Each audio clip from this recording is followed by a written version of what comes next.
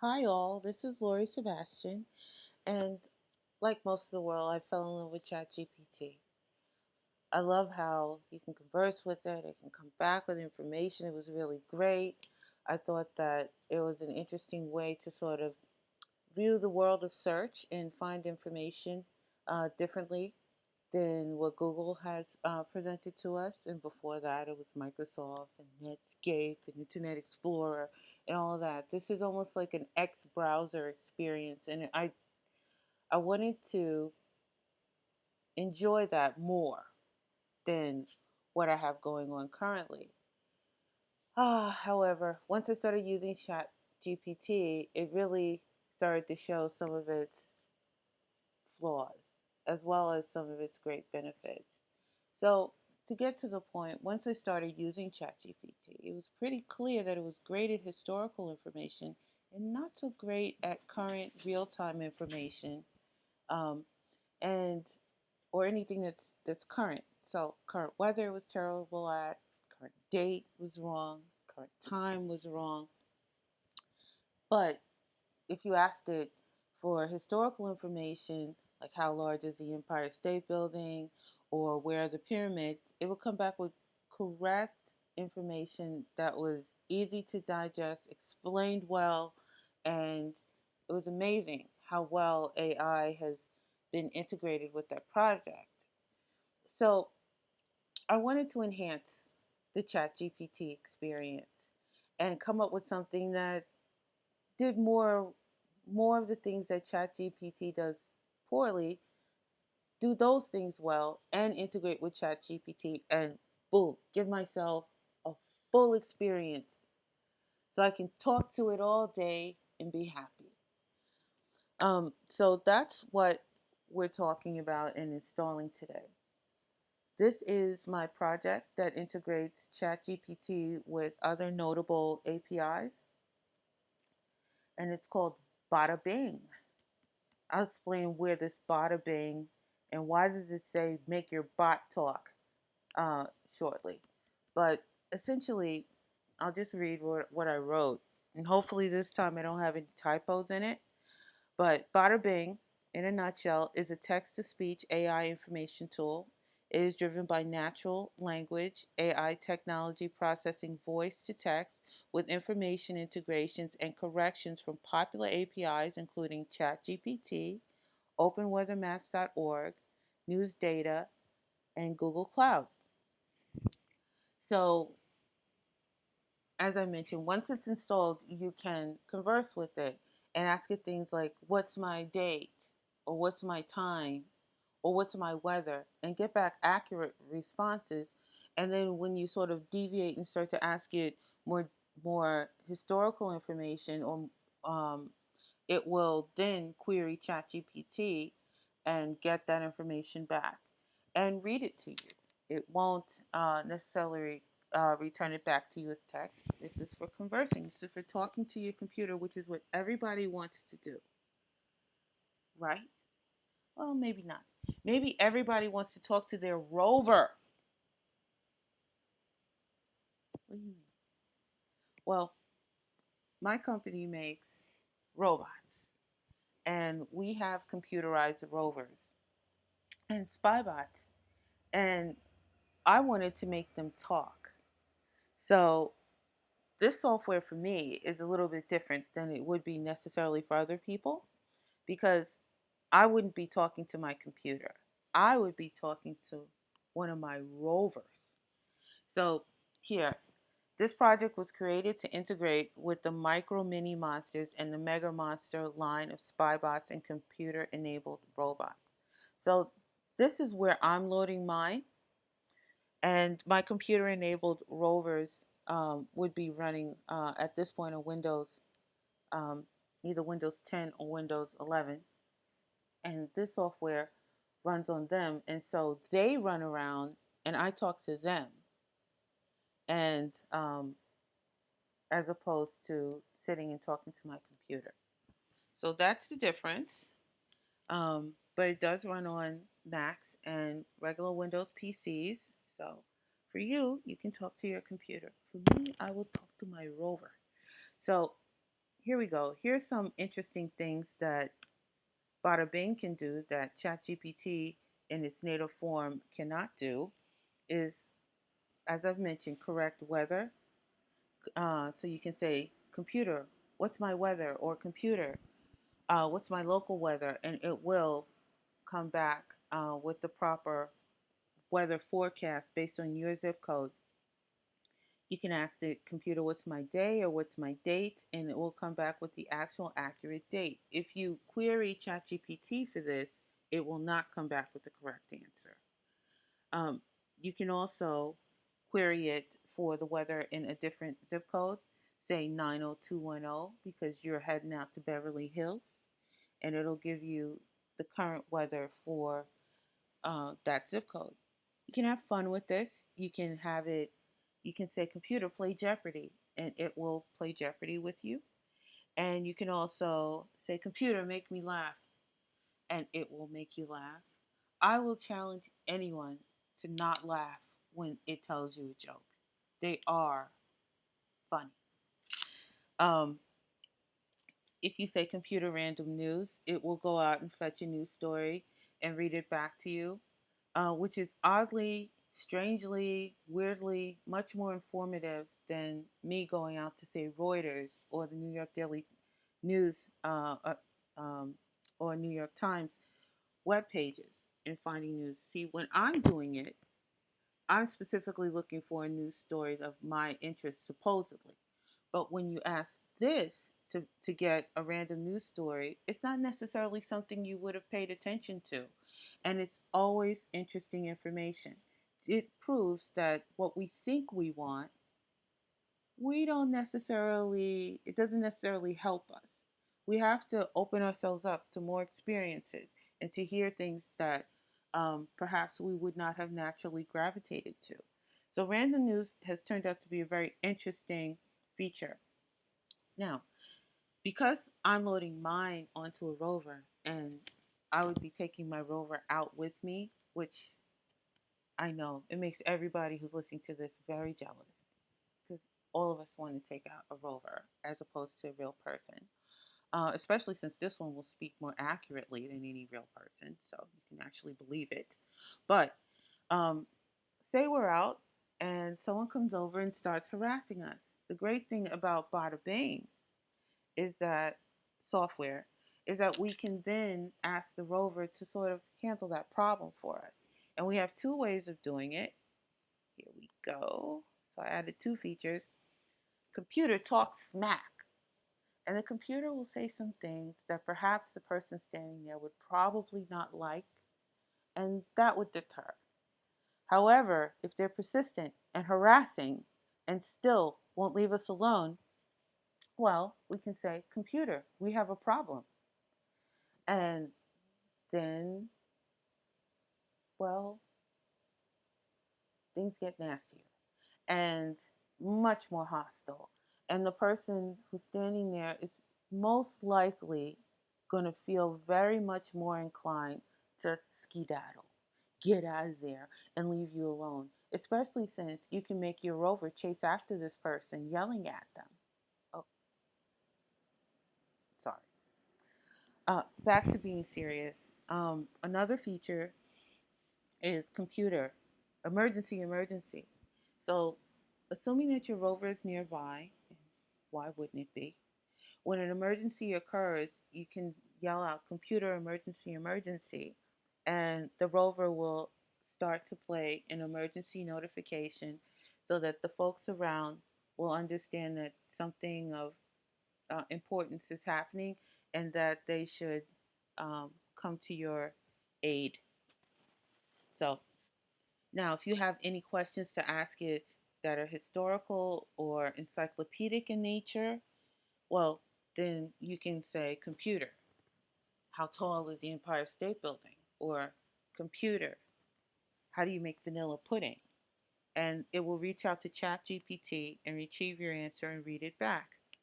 So that's the difference between ChatGPT native and Botta-Bing software, is that this one will actually scan what you're asking for and not just throw out an answer. it will um, do its best to retrieve your information and do it in a fun and playful way, and give it back to you in a way that you find digestible. Another interesting facet of this whole thing is that you can control the accents of the actual speech. So, English accent, meaning British accent, an Australian accent, an Indian accent, or a U.S. accent, which I don't know, does U.S. have an accent? But a non accent of the U.S. speaking person, um, you can actually control that.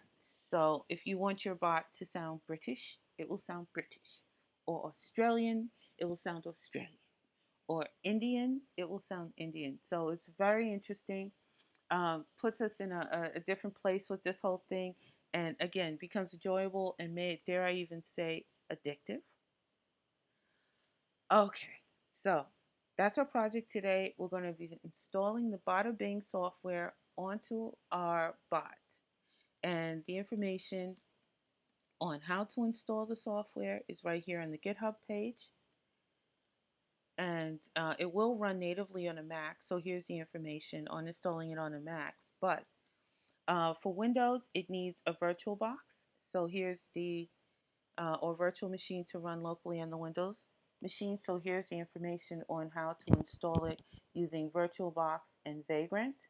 And if you want to run this on a Mac as a virtual machine, you can. Here's the information on how to install it using VirtualBox and Vagrant on your Mac. Okay, we're going to get to it, and I'll be back.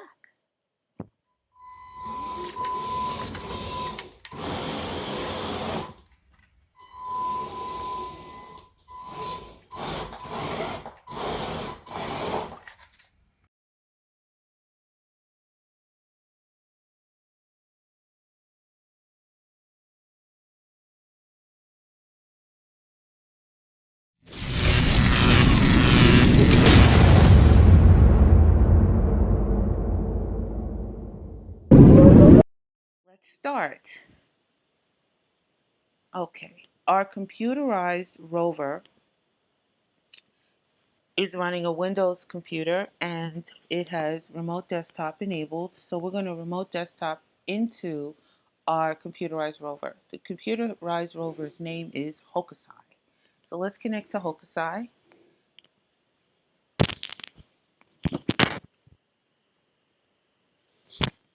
Okay,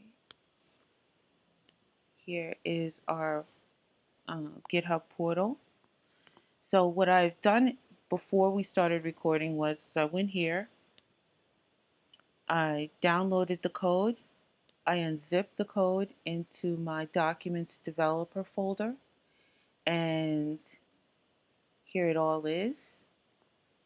There are some shell scripts here. We're going to ignore those for now. I'm going to do this um, most directly in a way that should work for everyone. Okay, so here we are. I have my Cguin terminal. You can also run this with a regular Windows command line. It will work either way. You would just need to be in the same folder. So that's yeah, the instructions would be the same. And also the instructions are practically the same for a Mac if you want to load this as a virtual machine on your Mac. This software will run natively on Mac. So there are instructions here on the GitHub page that give the Mac instructions in which you can just load the software onto your Mac without needing a virtual machine. But for Windows, you can only run this via a virtual machine. So that's what we're going to do.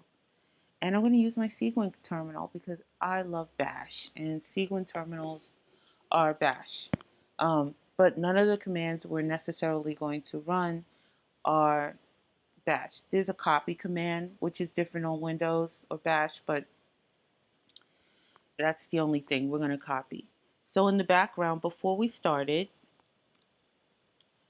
what I did was copy the Vagrant Windows file, and I copied it over as a Vagrant file. The root file needs to be called Vagrant. If I was on the Mac, I would have copied the Mac file over as a Vagrant file. But since we're on Windows, I took this one and I copied it over and made this Vagrant file. Okay, so now that we have that, we have VirtualBox installed, we have Vagrant installed,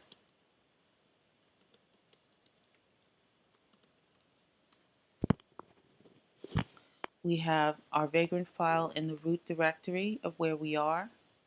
And so let's build our virtual machine, which is going to be an Ubuntu desktop that is Ubuntu 2004 desktop that will have all of our software dependencies already preloaded.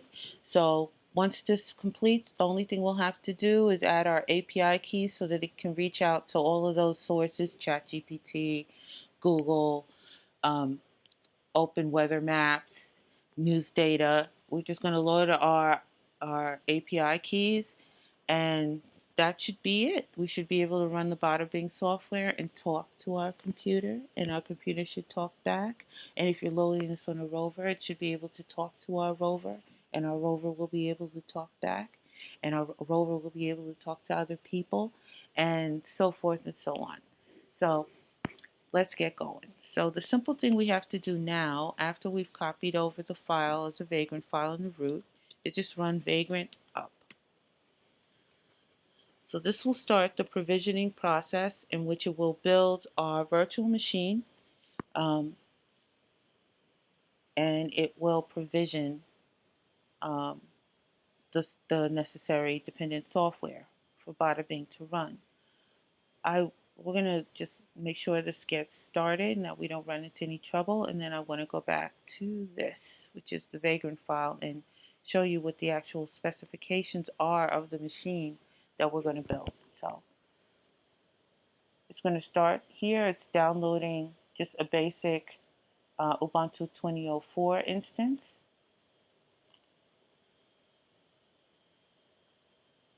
And now it's starting the process of setting up the actual network for the box.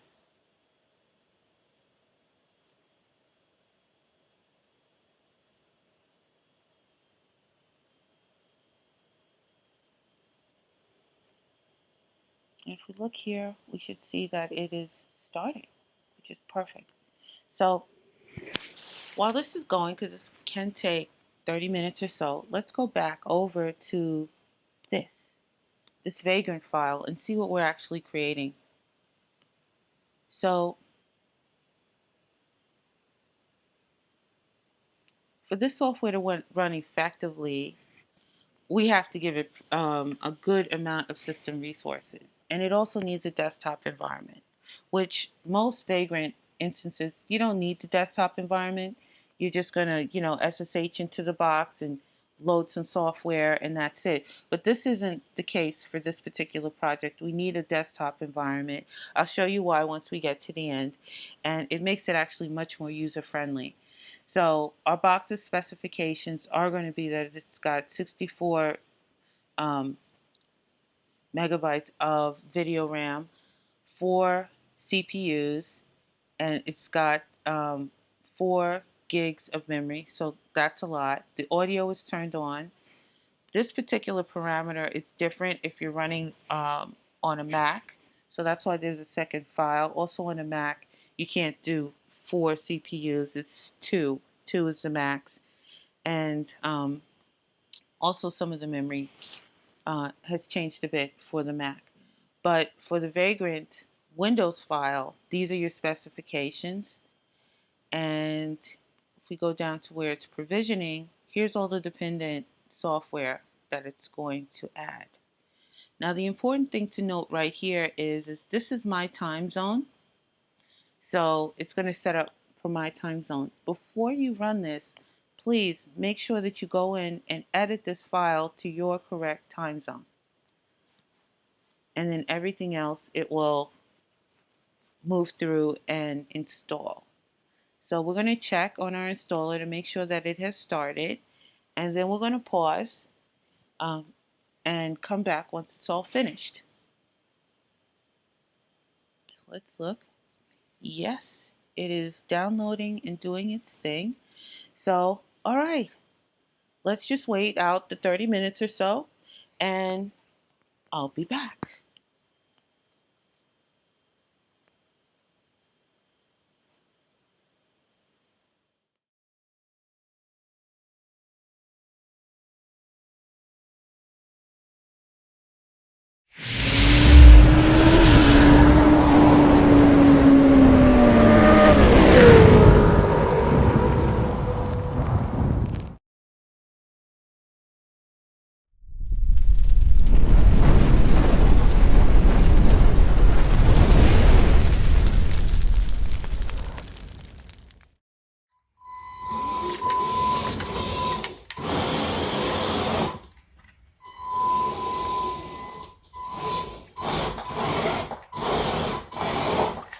Okay, all.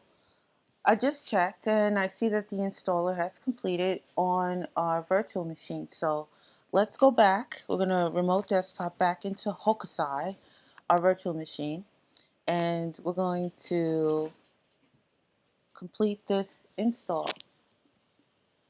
So while you were away, after it completed the first time after I ran Vagrant up, the very next thing that I ran was Vagrant Reload. So Vagrant Reload will cause the machine to reboot, essentially. It's a reboot command. And so let's just open VirtualBox and see what we have. So, see this? This doesn't look like a terminal. This looks like it has a desktop environment. So, and it does. So let's just go on to our new desktop environment. We can go onto this machine using the command line with something like this, Vagrant SSH, and it will SSH into our newly created virtual machine. But because we need to load some API keys and be a little bit more interactive with the desktop, and we have a desktop environment, let's just use it. So I'm launching the desktop environment, and so our password is Vagrant,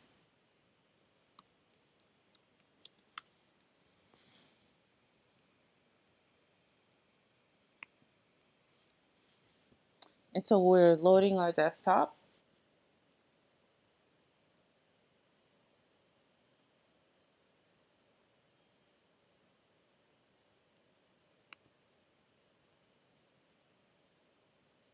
Here we go. So here's the setup information that it's like the starter for a full desktop install of Ubuntu 20. So we're just going to go through this. Legal notices. No, we're not turning on location services. We don't need to be snooped on anymore. This is great. We can install all of this extra software too and make it like a real desktop experience. So thanks for letting us know, but we're done. Okay. So the very next thing we need to do is back up for a second. And let me go back to our GitHub page and point out something. So once we ran Vagrant up and we did the reload, we got a working desktop. But our Botta-Bing software is not going to run because we need to load our API keys. So we need to set up all of these in advance. So while this was actually provisioning, I've already loaded these API keys onto my instance. Well, presumptively. Did I really? Not really, because I had it from before. But while the machine is loading, you want to log into Google, set up a developer API key. You want to log into Open Weather Maps and get an API key. This may actually take a couple of hours to start working. So don't be freaked out if it doesn't work right away. You want a free API key. Newsdata.io, same thing. Just log in, get the API key. There was no necessary delay with them that I've noticed, but there may be. And also ChatGPT.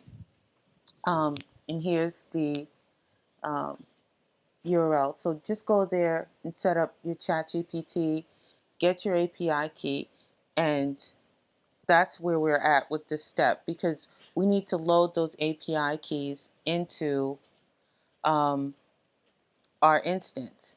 Now, for Google Developer, it's important that you set up the API key on the console, because you don't need the key itself. You need to set it up in the console. It's gonna, when we set up the Google Cloud SDK in a second, it's going to query the console and find out what your API key is. So you don't need this. But for our actual parameters file, you need these. So let's go look at the parameters file before we actually update the parameters file. So here's the information that you need. So here's where the APIs go. So I mentioned you need 4, but you only need to load 3 into this. Your weather, so open weather API goes here, your news goes here, and your ChatGPT API key goes here. So when you ask for my weather, it'll go here. When you ask for random news, it'll go here.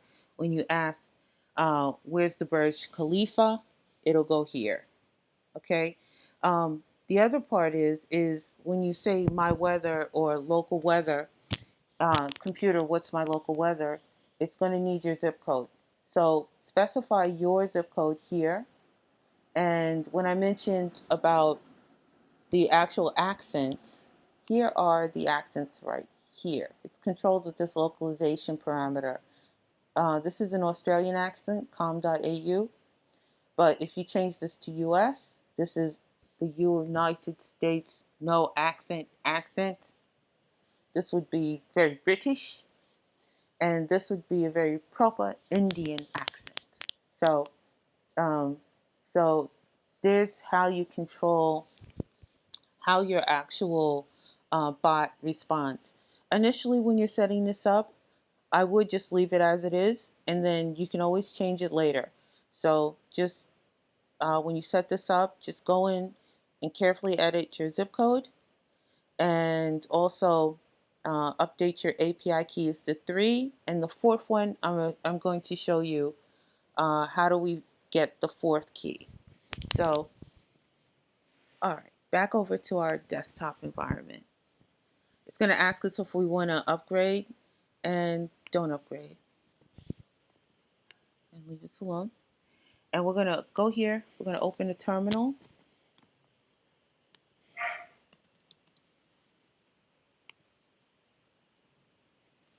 And for the sake of making our lives easier in the future, we're going to, let's see, can I do it from here? There's a way to pin this to your favorites. You should do it. I'm connected to my virtual machine with a Mac remote desktop session. So I don't know all the keys, and that's one of the things. But if you're using Windows and you're connecting to this, there's no problem.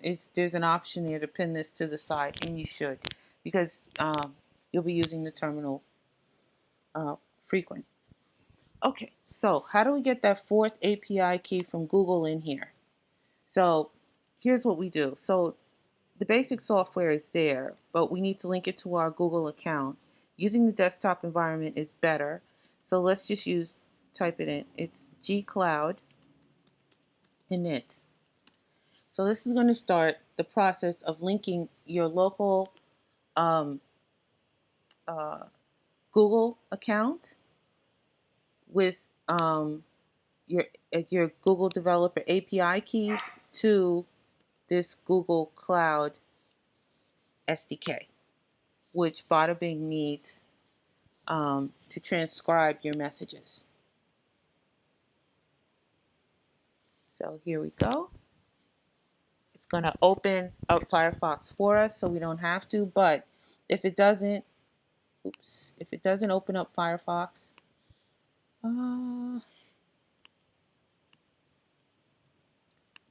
you can copy paste this into a browser. But it did it for us, so I'm going to just sign in. Hopefully I will remember my password correctly.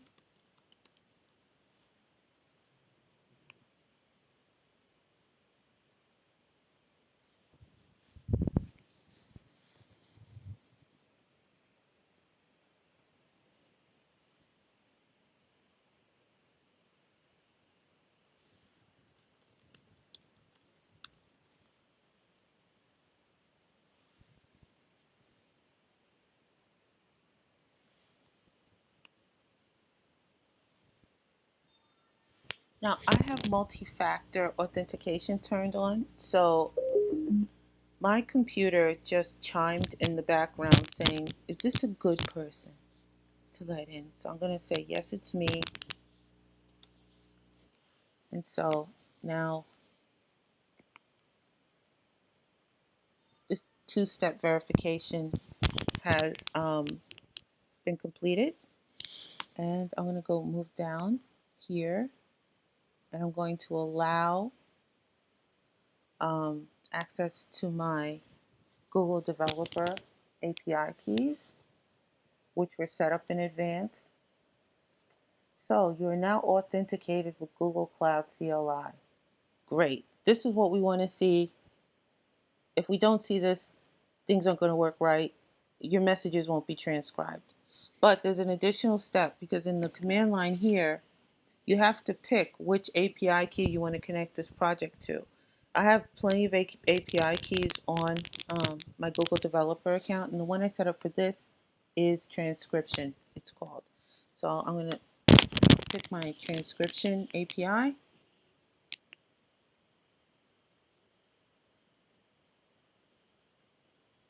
And there we go. So that's the last part of this. So I'm going to pause the video briefly and actually copy over my real API keys to this. And we're going to run Botta-Bing.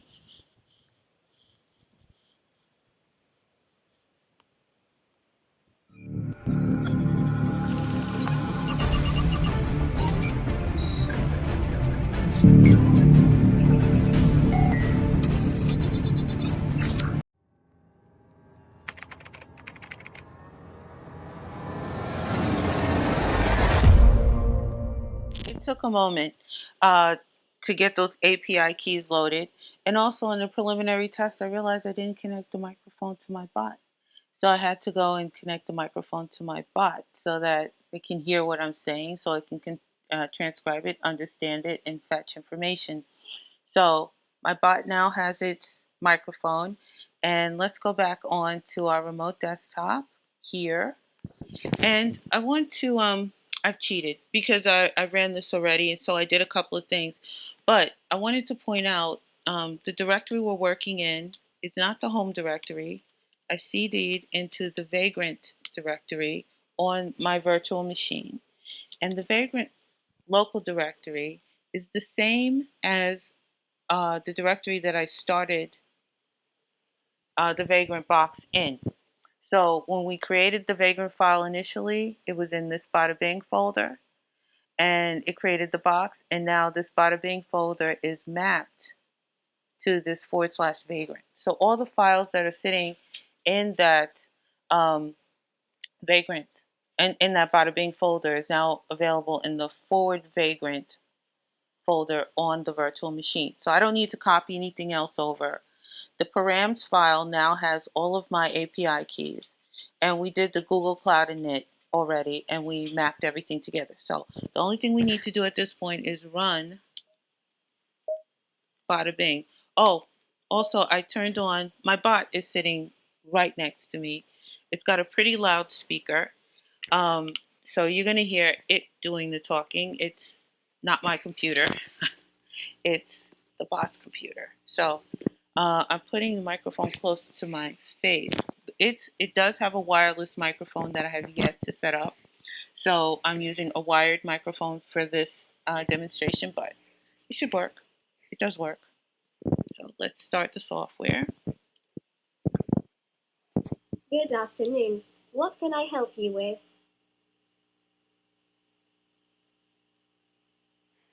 Computer, what's the time?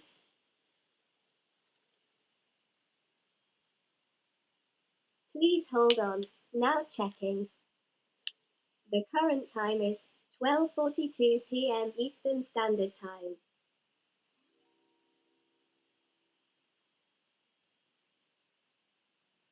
Computer, what's my date?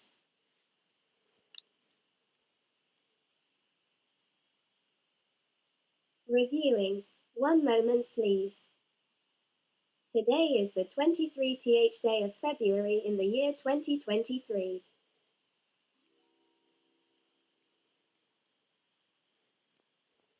Computer, what's my weather?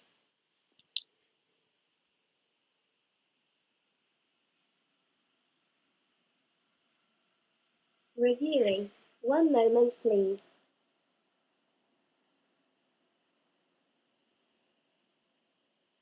All weather information was provided by openweathermap.org. The current weather for zip code 11,433 is as follows. The current temperature is 39 degrees Fahrenheit, but it feels like 31 degrees Fahrenheit. Winds are from the no direction. Wind speed is 6 miles per hour and wind gusts are at 0 miles per hour. The high temperature for today is 42 degrees Fahrenheit with a low of 37 degrees Fahrenheit. The conditions are mist with a humidity of 86%. The barometer, or rather the atmospheric pressure, measures 1013 bars. Please dress accordingly.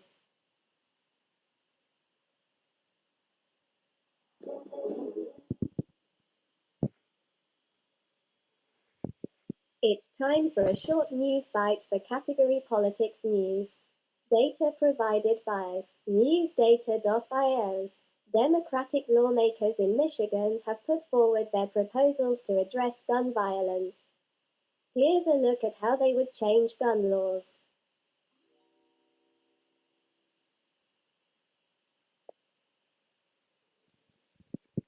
Computer, make me laugh.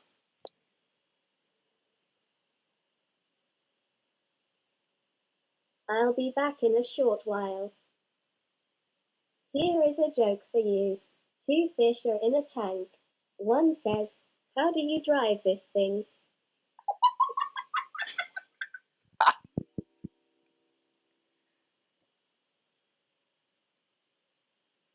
Computer, emergency, emergency.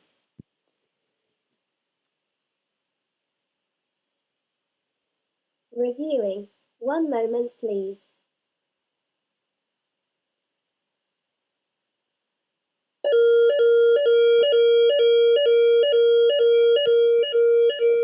Help. There is someone in distress. Help. Please call for help. I just received a distress call. Help. There is someone in distress. Help. Please call for help. My owner may need your help. Help. There is someone in distress. Help. Please call for help. Bystanders, please do not ignore this distress call. Please call for help.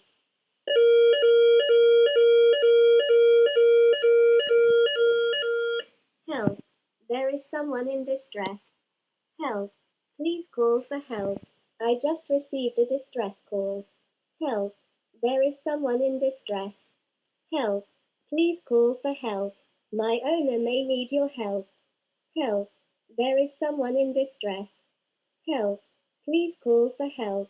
Bystanders, please do not ignore this distress call. Please call for help.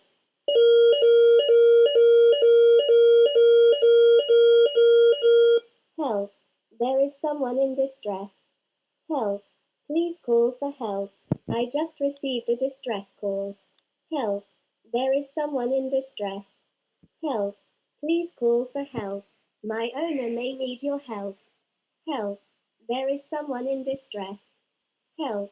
Please call for help. Bystanders, please do not ignore this distress call. Please call for help.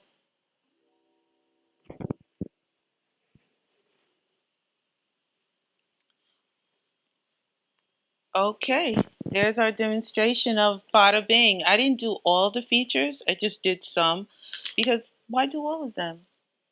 What are you, I mean, you want to play with it, right? So if you're going to play with it, please refer back to the GitHub page where I have listed all of the current commands you can give it outside of just asking it for historical data from ChatGPT. Here it is. I should have probably asked it a question that made it go out to ChatGPT, but mostly I was asking it these things. This does work, so don't worry about it. When you load yours, ask it anything. How to make pudding. Where's the Burj Khalifa? How tall is the Empire State Building? Who is Buster Keaton? Everything. Just ask it whatever you want, and it will be able to answer you. Anyway, I appreciate everyone's time. Thank you so much. Have a great day.